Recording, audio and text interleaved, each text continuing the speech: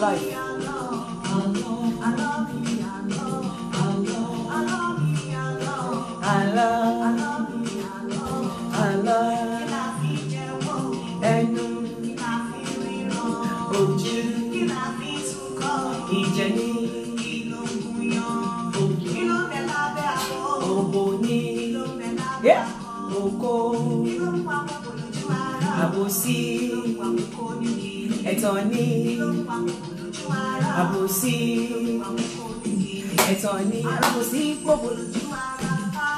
Ẹ káàbọ̀ Yinka TNT today ẹ lọ pera yín wá share this program ẹ bá mi share dànù ẹ bá mi share show me love mo ti dé boko bá yọ ọ̀dà tí ń forí dánú ògo ní gbàdà lọ́wọ́ ògo nígbà lómi ṣe mí òbòlòbò ń jẹ́ ìdẹ̀ra akọni kí ló mú wa pòbò lójú ara o kí ló mú wa pòkó ní kìíní kí ló mú wa pòbò lójú ara o kí ló mú wa pòkó ní kìíní ẹyẹ pòkó ní kìíní òkòlòkò ń jẹ́ okore o ọba ọmọ alala lulu arèrè rárá orí gbọgbọrọ ó dàbí ẹparun bàbá alákẹ̀bẹ̀ lórí tó ń dán afàìmùkọ ó gbẹkùnlé mú afàìtànná ríran òru alálùbọ́sà rògbòdò lábẹ́ pẹ̀lú kóró méjì lómi ọlọ́run máa èkó lọ́rọ̀ abọ́ olólùtí fàbẹ́ mọ́ sílá amúríyá amárayá dága kókó kìí ṣe kínní okólókó ń jẹ́ ìtura ní fábò àmọ́ àdóni bí ẹni ńlá gi àfi gbàgà gbàgà gbàgà gbàgà àjànà kúrò lóko jẹ́jẹ́ àmọ́ àdóni bí ẹni ńlá gi àfi láì hey boys Jangbala ẹ krọ̀lẹ́ Yinka TNT ni ẹ show me love ẹ bá mi share ètò yẹ lọ pera yín wá mo tún ti dé. Today is Q&A section, question and answer. The questions are readily available ní àwọn questions here, man. Yeah. Jangbala Jangbala jugu ijugu jangbala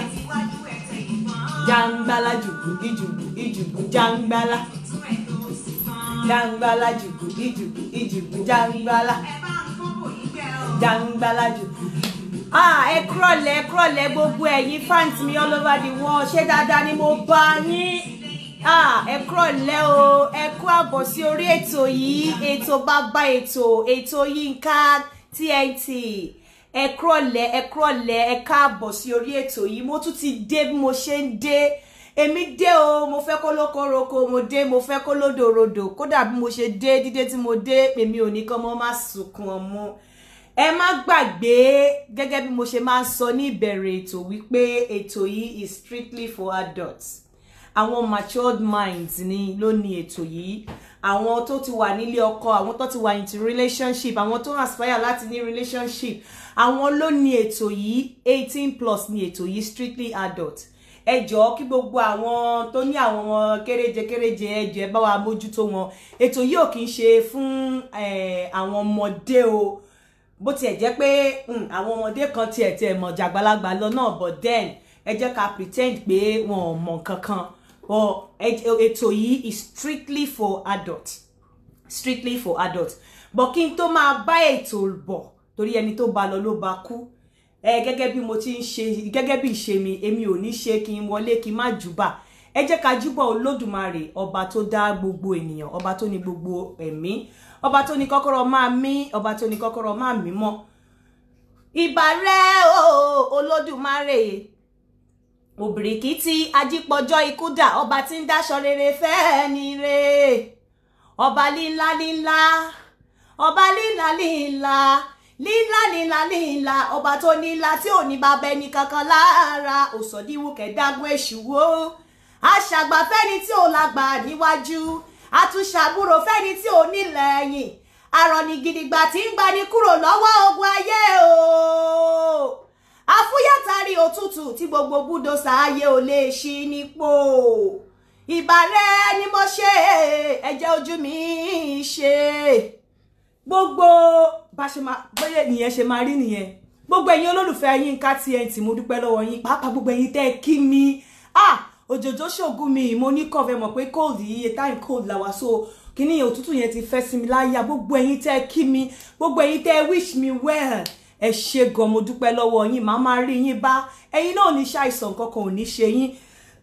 But ẹ jọ̀ọ́ pardon me because mama ikọ́ yẹn máa ṣì ń wá díẹ̀. But mi fẹ́ disappoint àwọn olùfẹ́ mi ní òun ló jẹ́ kí n wá lẹ́ni. Gẹ́gẹ́ bí mo ṣe sọ, ní sọ topic kankan lẹ́ni. Máa múwèé dání lẹ́ni, ẹ má bínú torí mo ní àwọn questions kan. Though most of the questions ó burn down lórí àwọn nǹkan tá ti discuss tẹ́lẹ̀ tí àwọn èèyàn tó fẹ́ jẹ́ kí n tún yọ̀yàn náà, so mi ò mind láti tún ṣe. So ní èní máa go straight to the point. Ẹ má bínú. Àwọn nǹkan máa ta sí àtọkùnrin àtobìnrin náà máa gba kíni wọn lẹ́ni torí pé àwọn questions yẹn bó ṣe bá àwọn ọkùnrin wí bẹ́ẹ̀ náà ló ṣe bá àwọn obìnrin wí. Number one, èèyàn kan béèrè lọ́wọ́ mi, ó ní ìjẹ́ ìgbádùn kan wà fún ọkùnrin tí ọkùnrin bá da àtọ̀ yẹn spam sí obìnrin lẹ́nu. Ǹjẹ́ ó lè fa any problem? Ìjẹ́ ìgbádùn kan wà? Well, kò sí any problem, kò sí any issue tó fẹ́ fà. Ìwọ obìnrin tó bá wù ẹ́ láti mu spam ọkọ ẹ̀ fine, good. Kò yín òun ṣe bàbàrà. The same method tí oúnjẹ máa fi digest náà ni spam máa fi digest, kò sí nǹkan kan. If there is any problem, nǹkan tó bá ti lè fa tí ò bá ti lè fa wàhálà lábẹ́ kò lè fa wàhálà lẹ́nu. So tó bá wù ẹ́ láti mu spam, well o lè mú. Tó bá dẹ̀ wù ẹ́ tó bá dẹ̀ fẹ́ mú, kò ń ṣe dandan ni pé kí wọ́n dà sí ẹ lẹ́nu tó bá ti ń gbé bọ̀ tó bá ti fẹ́ kọ̀ kó yí ẹnu ẹ tẹ́gbẹ̀ẹ́. Bẹ́ẹ̀ tó bá love it to the extent pé o fẹ́ mu spam ẹ̀, well good luck to you, but kò sí nǹkan kan tó fẹ́ fà. Ìyẹn mo rò bí mo ti answer question yẹn. Then ẹlòmíì tún béèrè lọ́wọ́ mi wípé ó ní every morning ó ní tóun bá jí ó ní okó òun máa ń dìde. Ó ní ṣùgbọ́n ó ní please my dick used to raise up every morning. Bó ṣe send question yẹn mo ṣe kà fún yín yo. My dick used to raise up every morning, but it's always small around. Àbí báwo ló ṣe sọ, I won't be able to do more than kiniko 5 minutes. Like I sọ wípé tó bá ń do obìnrin tó dàtọ̀ within the first time tó bá máa do obìnrin nǹkan tó fi lè àtọ̀ dídà wà between 3 to 7 minutes. Tó bá sì fall within that range fún first time tó tẹ kọ́kọ́ ń dóra yín kò sí nǹkan tó bad in bẹ̀. Between the rate of from 3 to 7 minutes or 7 to 13 minutes kò sí nígbà tó sọ pé 5 minutes, it's not bad at all, kò sí nǹkan tó bad in bẹ̀, so yẹn dúró. Then èèyàn kan sọ̀rọ̀ ó ní pé ìyàwó òun ò fi bẹ́ẹ̀ fẹ́ràn ìbálòpọ̀, ó ní kí lòun lè ṣe tí òun fi máa gbádùn ẹ̀. Gẹ́gẹ́ bí sọ ẹ̀yin ọkùnrin báwo lẹ ṣe ń bá ìyàwó yín, báwo lẹ ṣe ń dó ìyàwó yín. A sọ ní last week a ní tẹ́ bá fẹ́ dó obìnrin kò ṣe pa ẹnìkan tí ẹ send message sí mi, ó ní tóun bá obìnrin kan pè mí ní àbíjẹta, mo sọ fún pé mo máa sọ ọ̀rọ̀ yẹn lórí ètò ìbọn mi ò ní dárúkọ, máa dẹ̀ ṣe dé pé torí ó lọ́kọ òun máa wò ó lóun ti wà nílé ọkọ well over 20 years, ó lóun ò gbádùn oko ní ọjọ́ kan rí, ó lóun ti bímọ 4 láwọn ọmọ òun ti ń lọ sílé ọkọ, ó ní because tí ọkọ bá máa dó òun ó ló máa slam ẹ̀ pa ni, ó ní tó bá dẹ̀ ṣe ó ní gbogbo inú á máa tà wọ́n nígbàgbà tó bá dó, ó ní ọjọ́ méjì ó lóun ṣì mú abẹ́hùn, ó ló wá tó stage kan tó bá ti ń bọ̀ ó lóun kàn máa ń pé ọkàn kúrò pé most times ó máa ń fẹ́ satisfy ẹ̀ nítorí òun ò enjoy ẹ̀, ó lóun ò enjoy ẹ̀, ó ní kò tiẹ̀ ṣe nǹkan kan fún, ó ló máa ń dùn, ó ní gbogbo abẹ́ máa dùn tó bá ti dóhun ni. Ẹjọ́ ẹ̀yin ọkùnrin wọn ò kí ń dó tẹ́ bá tiẹ̀ obìnrin tẹ́ bá ń fi okó sí tẹ́ ń slam ẹ̀ that is G-spot ẹ̀ because okó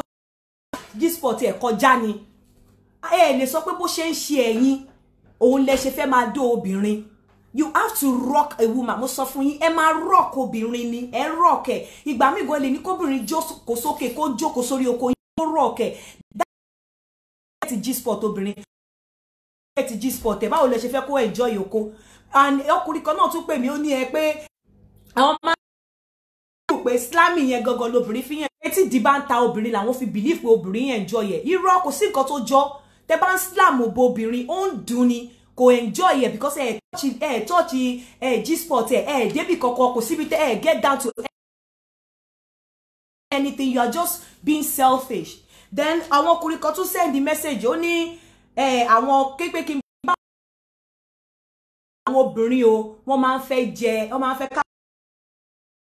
ìfẹ́ mu okó àwọn ẹjọ́ nítorí Ọlọ́run èèyàn mo fẹ́ béèrè question kan lọ́wọ́ yín. If there's anybody kó jẹ ara wọn ọkùnrin ni ó yẹ kó lá the network is fluctuating. If there's anything ọkùnrin ni ó yẹ kó lá òbò obìnrin kí dẹ̀ ni reason nítorí all gbogbo nǹkan tí ẹ máa jẹ lára ọkùnrin ó wà níta and ẹ máa òbò tí a máa ń pè HPV human papilloma virus fa cancer of the mouth. Ẹ credit ọkùnrin tó lè gbé hole ẹ̀yin obìnrin gbà tó bá gbé tẹ́ ọkùnrin bá gbé ẹnu sí hole yín gbogbo fẹ́ ṣe ó kọ́ ọkùnrin ìta ló wà náà bá gbé ẹnu sí hole tí yín ẹ̀yin wá lè la okó ọkùnrin ẹjọ́ ìwọ tó bá mọ̀ pé ó lè. And one of the way ọkùnrin fi lè dá òbò tó ní HPV ni wípé òbò yẹn wọ́n máa ń ní àwọn bá ti ń dúdú ìwò ìdí dọ̀dọ̀ tó rí pàlà ọkùnrin rọra ẹ̀lẹ̀ kò fi ọwọ́ finger tó bá ti gbé tó ó dàbí wọ́n lọ àgbàdo má gbé ẹnu sí òbò bẹ́ẹ̀ tó bá. So ìwà wa sọ pé wo lè la ọkùnrin tẹ́ pé okó ìta ló wà ó mọ̀ wípé ó wà ó kò mind oúnjẹ ìwà wa kí ló dé tí wọ́n máa fi sọ pé ó lè la okó ẹ̀ ó mọ̀ pé ìdọ̀tí ń jáde ní ó dẹ̀ ń la okó ẹ̀. Human papilloma virus bò tó rí pàǹpà tó dàbẹ̀ ni pé ó lé àwọn kókókó bíi pé ti rí irú òbò bẹ́ẹ̀ yẹn tẹ́ bá ti rí àwọn kókókó bẹ́ẹ̀ yẹn òbò bẹ́ẹ̀ yẹn be very very careful. Ìwọ ọkùnrin tó bá ti mọ̀ wípé ó lè jẹ okó torí Ọlọ́run ò lè jẹ okó ọkùnrin má expect pé mọ́ òbò ẹ kúrò because human papilloma virus that's why the ọkùnrin á sì gbé ẹnu sábẹ́ ìwọ wá sọ pé wo lè jẹ okó ẹ̀ kí ló tó lè jẹ okó ẹ̀ tó bá mọ̀ pé ó lè jẹ okó straight. This is penny sleeve rèé ó ní mo wọ̀ sára okó yìí tẹ́ wá fi ń jẹ tó máa fi ń jẹ okó ọkùnrin kò ní nǹkan báyìí lórí free ni tó bá lè gbẹnu sí ara okó yẹn wọ́ tó bá ti wọ penny sleeve sí ara ẹ̀ kó máa la pẹ̀lú penny sleeve yẹn. You don't have to don't be selfish ipe ọkùnrin kò lè dey flag ètò yìí down wicked people. Why ọkùnrin ò lè jẹ okó tiẹ̀ ọkùnrin lá òbò tiẹ̀ wọ́n wá sọ pé ò lè jẹ okó ọkùnrin kò dáa. It's not good. Then want to send the message sí mi àwọn ọkùnrin kan send message mi pé obìnrin sá foko ẹjọ́ nínú pàápàá ní ilẹ̀ Nàìjíríà ní ìlú wa náà níbi tó ti gbóná báwo lẹ ṣe ń dóyàwó yín báwo lẹ ṣe ń do tẹ́ bá fẹ́ dóra yín ní time tí ilẹ̀ gbóná tí ooru mú báwo lẹ ṣe ń dóra yín ní time tí òtútù mú like ibi táwa wà òtútù wà gbogbo wa la mọ̀ pé ní time òtútù á láti dóra wa in such a way tẹ́ pa máa gba ooru ara a dẹ̀ ti mọ̀ pé ní time tí òtútù tí ooru bá mú á láti dóra wa in such a way wípé ó máa àwọn nǹkan tẹ́ lè ṣe láti dóra yín ní time ooru. Number one, make use of ice block. Fi sẹ́nu ẹ kó fi jẹ ìyàwó ẹ kó fi láyàwó ẹ kó fi tickle clitoris ẹ kó fi lá clitoris ẹ kó fi lá ara ẹ kó fi ice block yẹn kó fi pa lára. Do not hesitate. Ẹ mú tẹ́ bá fẹ́ dóra yín nínú ooru tẹ́ ti prepare obìnrin tó ń dó nínú ooru tó yẹ pé tó bá dó tán gbogbo inú ilé máa rùn ìnira máa bá òun náà tó bá pè níjọ́ mi asafoko because ooru mú kò free kò enjoy ẹ pé kò ní lè sọ fún ẹ bó ìwọ ọkùnrin tó fẹ́ dó obìnrin nínú ooru pàápàá yín tẹ́ wà back home báwo lẹ ṣe lè dóra yín nínú ooru tí ooru bá mú definitely àwọn styles tẹ́ lè lò ẹ ní láti ní body contact tóru bá mú.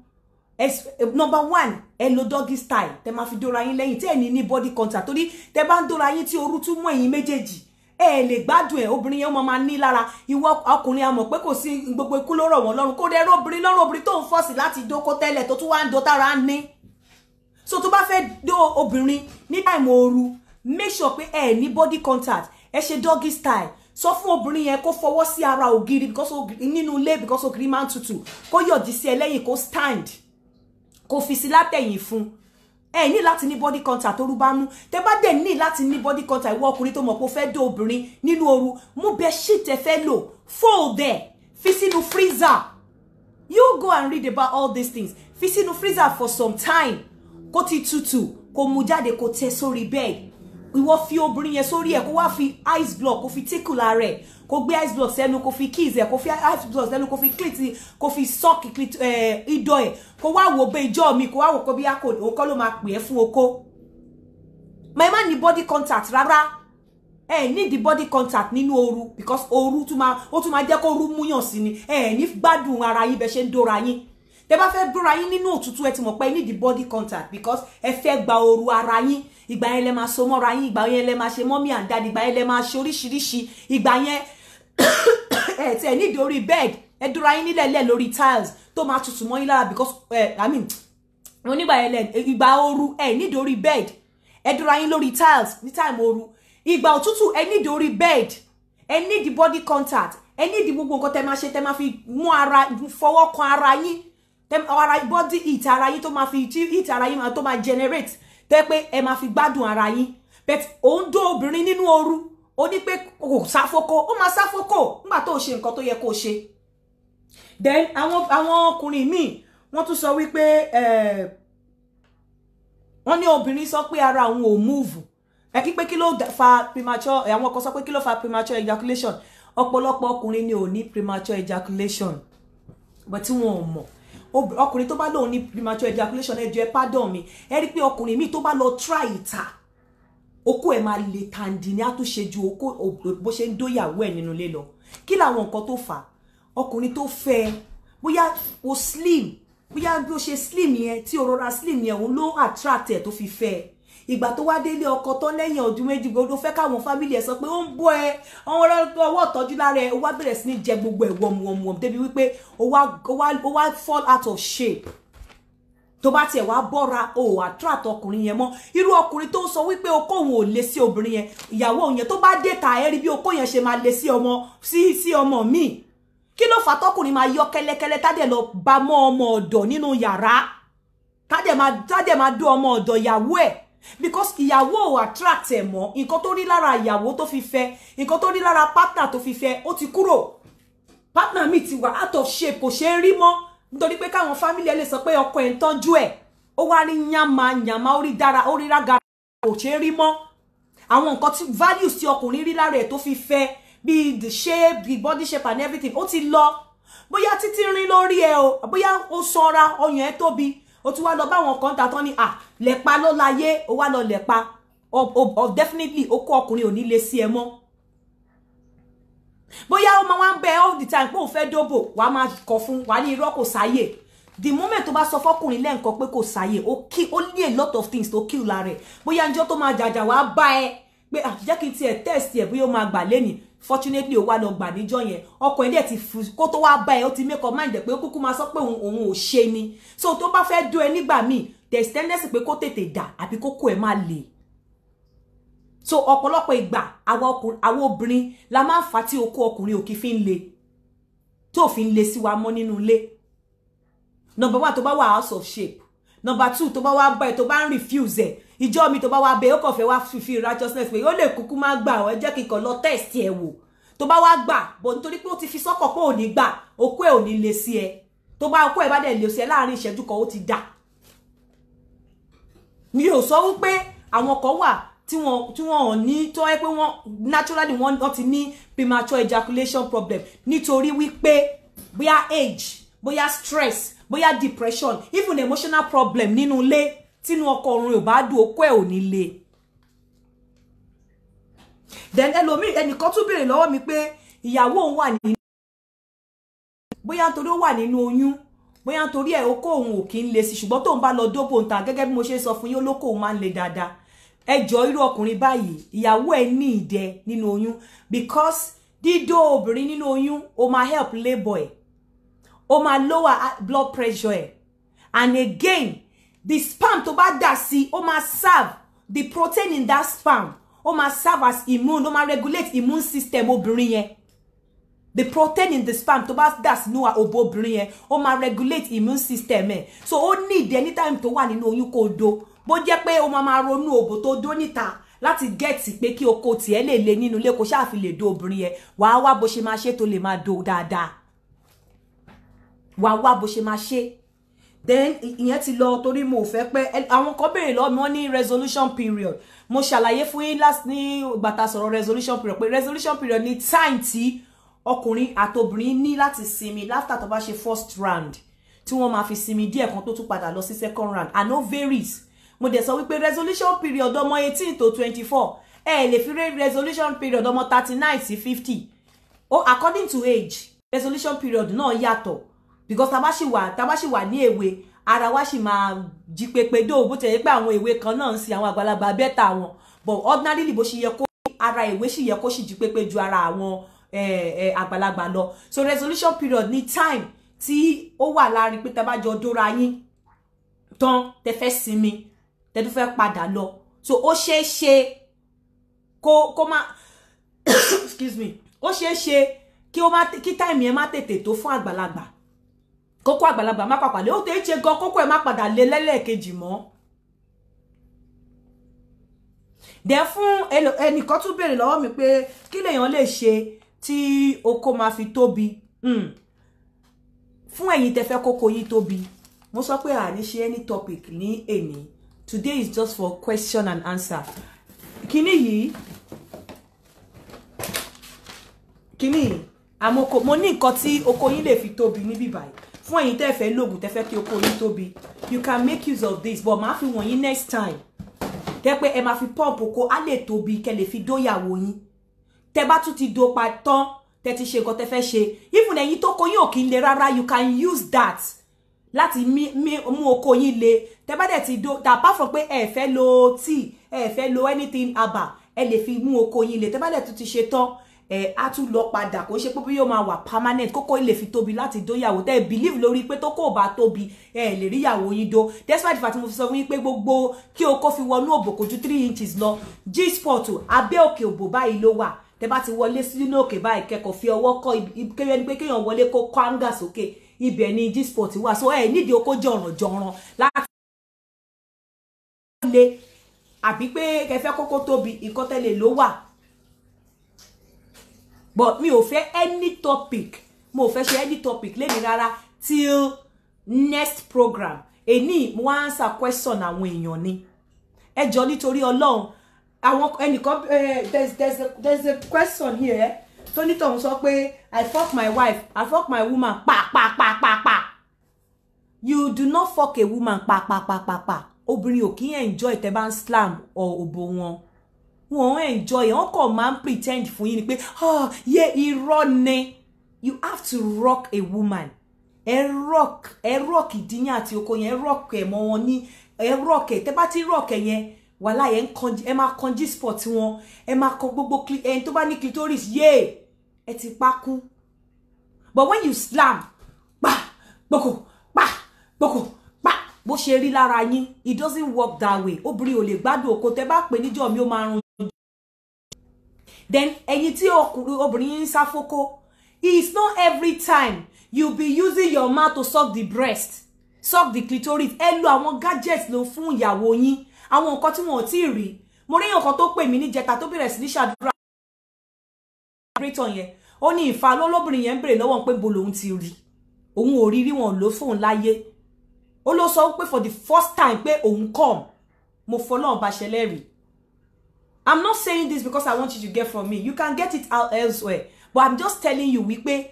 ọ̀pọ̀lọpọ̀ obìnrin nígbà tó bá jáde tẹ́lómi bá lórú nǹkan báyẹn fún níta ó ti tán and mo dẹ̀ tún fẹ́ go back tó nígbà tí mò ń sọ̀rọ̀ jíjẹ òbò kíní yẹn bóyá wọ́n flag ẹ̀ ni o bóyá network ni o kò yé mi ẹ jọ̀ọ́ if there is anybody tó yẹ kó ní reason láti má jẹ ara wọn ọkùnrin ló yẹ kó má jẹ òbò obìnrin despite the fact pé ní ọpọlọ wọn wọ́n mọ àwọn nǹkan oríṣiríṣi tó ń jáde nínú òbò but yet wọ́n tún subject ara wọn láti máa lá òbò ẹ nítorí pé wọ́n nífẹ̀ẹ́ ẹ má gbàgbé there is something called HPV human papilloma virus téèyàn lè kó látara oral sex tẹ́ bá ti rí òbò tó ṣe pẹ̀ǹpẹ̀ tó ṣe palaba tó lé lójú tí àwọn kókó wà níbi àárín tó dúdú tó jóná ẹ̀yin ọkùnrin kẹ́ tó jẹrú òbò bẹ́ẹ̀ yẹn ẹ gbóòórùn ẹ rọra fi mú in fact anytime tó bá fẹ́ jòbó obìnrin kọ́kọ́ smell ẹ gbóòórùn ẹ finger kẹ́ wo nǹkan tẹ́ bá jáde bóyá èyí tó bá ní papilloma ó máa kíní tó máa jáde nínú á dàbí ìgbà tẹ́ bá lo àgbàdo tó thick white tó máa jáde ó ti ní tó bá ní virus yẹn máa ń fa mouth cancer.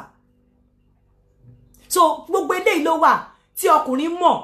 ẹ̀yà wọ́n wá jẹ yín ẹ wá sọ pé ẹ̀yin ò lè la ọkọ wọn ọkùnrin tó bá ti jòbó obìnrin tó bá ti sọ pé òun ò lè la ọkọ ẹ̀ tí wọ́n pé kó palẹ̀ mọ́ òbò ẹ̀ ńlẹ̀. Nǹkan tí ò yẹ ẹ̀yin obìnrin tẹ́lẹ̀ lè jókòó ni wípé àwọn ọmọ kan wà ń ta wọ́n rẹ́dì láti fi okó yẹn ṣe dígí kan fi ṣe ringtone for 24 hours tí wọ́n ò ní gbẹ́nu kúrò nínú okó ọkùnrin. Ọkọ ya wá ní a tún wá subject ara ala o bá wá ní kó jẹ okó wọn á sọ pé ò lè jẹ okó ẹ̀ wàláhì àwọn ọmọ wọn àtàtẹ pé wọ́n á la okó ẹ̀ débi wípé wọ́n tún la okó yẹn débi pé ó máa come. Mo ti sọ fún yín tẹ́ bá mọ̀ pé ẹ lè la okó yẹn straight sleeve ni mo wọ̀ yìí sleeve yẹn ò ní nǹkan kan lórí ẹ dẹ̀ máa fi jẹ okó yẹn ẹ máa fi la ọkẹ mú sweet ẹ wọ sweet fún kó lè máa ṣe sweet sí yín lẹ́nu bẹ́ẹ̀ ọkùnrin ò ní la òbò yín despite the fact pé wọ́n mọ̀ pé there is tendency pé kí òbò mi máa ń ní HPV. Ó ní mo ti sọ fún gbogbo ẹ̀yin ọkùnrin òbò tẹ́ bá ti rí tó ti ní kókó tó ti ní rashes àwọn kókó bíi pé nǹkan kan so kókó tó ti rí palaba tó rí tó lé ẹ make sure pé ẹ gbóòórùn ẹ finger ẹ mú kíní nǹkan tó wà nínú ẹ mú kẹ́ smell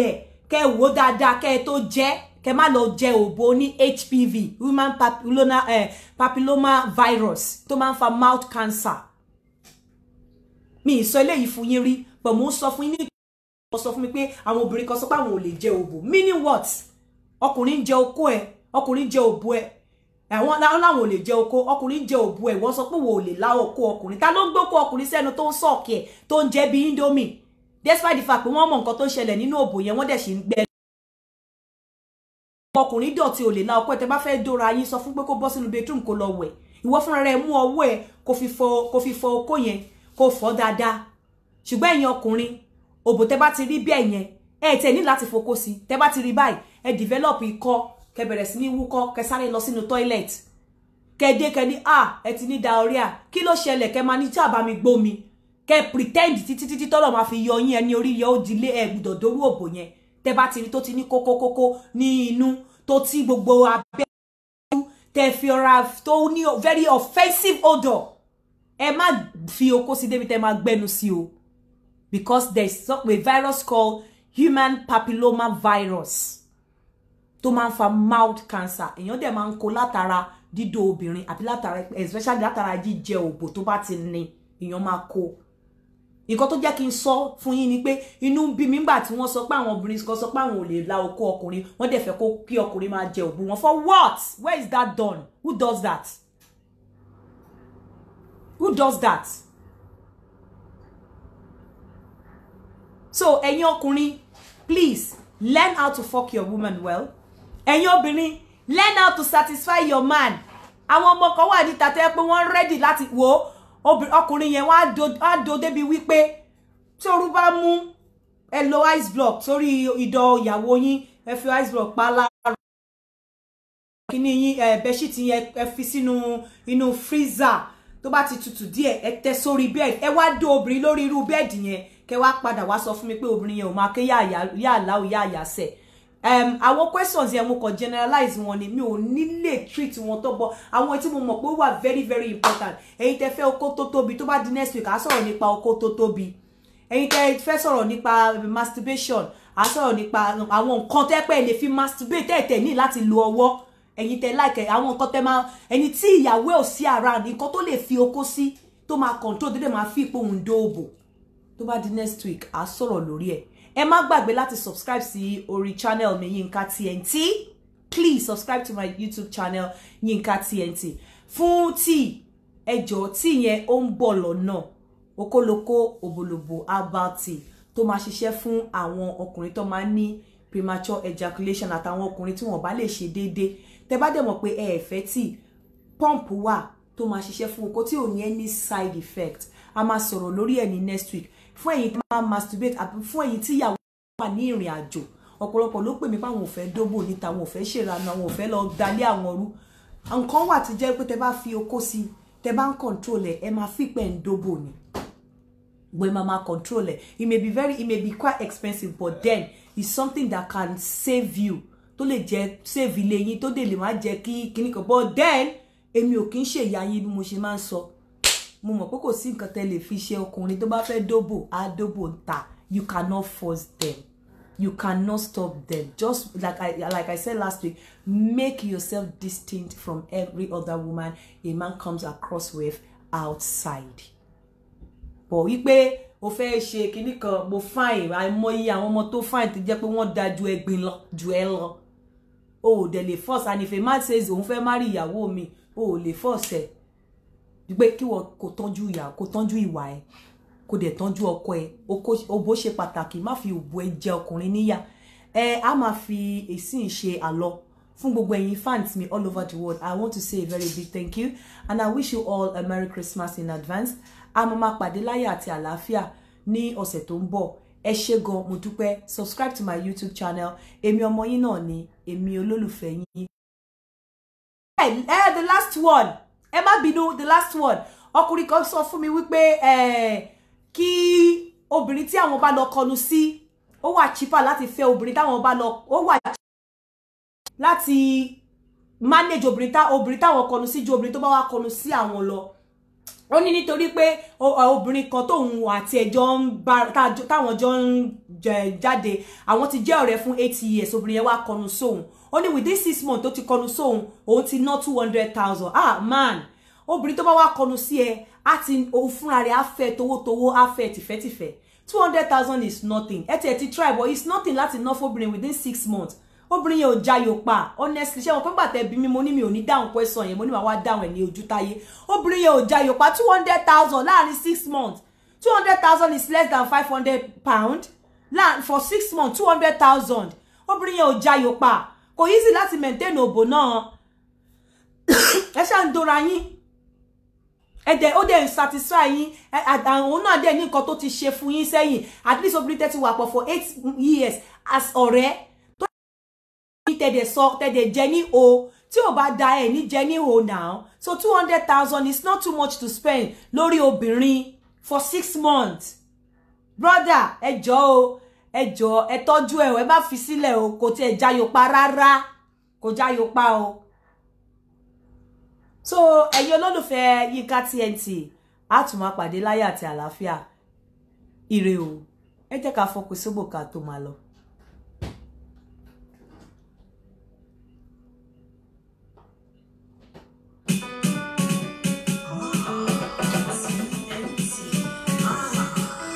Wọ́n ti fọ́kẹ̀ sóbò. Mo jí lówùúrọ̀, mo gbé gbàjé. Mo fọ́ kọ́ńténà tí mo rọ sóbò mi sí. Mo rọ sóbò mi, òkun lẹ́múlẹ́mú. Mo gbé gbàjé, àwa kákúrú kẹrẹ. Ẹ má bínú o gbogbo ẹ̀yin tí mi lè dárúkọ yín. Mo recognize yín o. Bó ṣe ti gbéraga mi lè dárúkọ everybody ni ẹ má bínú. Ẹ má bínú o. Ayọ̀délé Àjàdí, Emmanuel Adéjọkẹ́, Waheed Fọlámi, Jubril Buhari, ẹ ṣé gan, ẹ ṣé ẹ kú fẹ́ mi o. A tún máa pàdé o. I wish you all a Merry Christmas and Happy New Year in advance. Bye.